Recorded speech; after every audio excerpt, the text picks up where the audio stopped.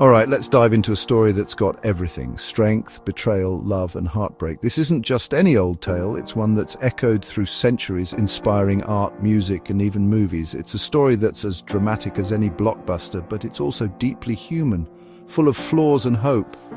I'm talking about Samson and Delilah. Their names alone conjure up images of passion and tragedy, of impossible strength and devastating weakness.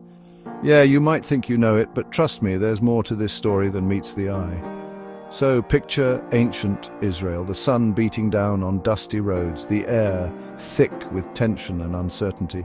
The Philistines are ruling the land, and the people of Israel, they're desperate for a hero. Their spirits are low, their hope almost gone, and every day feels like a struggle just to survive.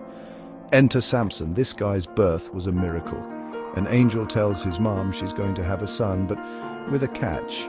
He's got to follow some strict vows.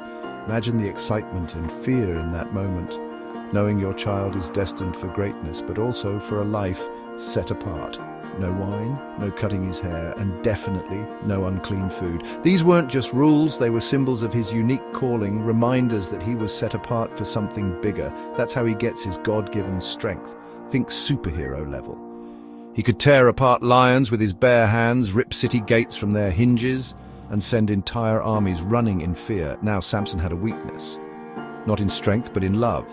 For all his power, his heart was vulnerable, and that's where his troubles began. He falls for Delilah, a woman from the valley of Sorek. She's not just any woman, she's captivating, and Samson is drawn to her like a moth to a flame. She's beautiful, charming, and mysterious. The kind of woman who could make even the strongest man forget his purpose.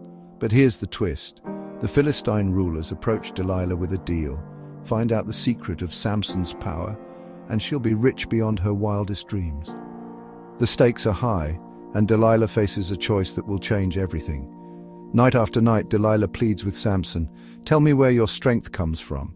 She's relentless, her words dripping with both affection and hidden motives. At first he teases her, spinning tales about fresh bowstrings and new ropes. He's playful, maybe even a little cocky, thinking he can outsmart her. Every time she tests him, and every time he breaks free. It's a dangerous game, and the tension between them grows with each failed attempt, but Delilah isn't giving up. She turns on the waterworks, and finally Samson cracks. The weight of her tears and his own longing for love become too much. He confesses, "If my hair is cut, my strength will leave me." And it's a moment of vulnerability, a secret shared in the dark. And it changes everything. While Samson sleeps, Delilah calls in a barber. Snip, snip. His locks fall, the symbol of his strength, gone in an instant, and with it his power. The Philistines rush in, and Samson's powerless. The mighty hero is brought low, betrayed by the one he loved most. They capture him, gouge out his eyes, and throw him in prison. It's a brutal fall from grace, and Samson is left alone in darkness, both literally and figuratively. It seems like it's game over.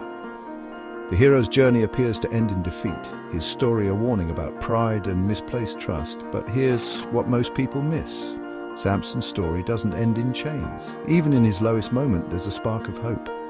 In the darkness, his hair begins to grow back, and with it, his faith.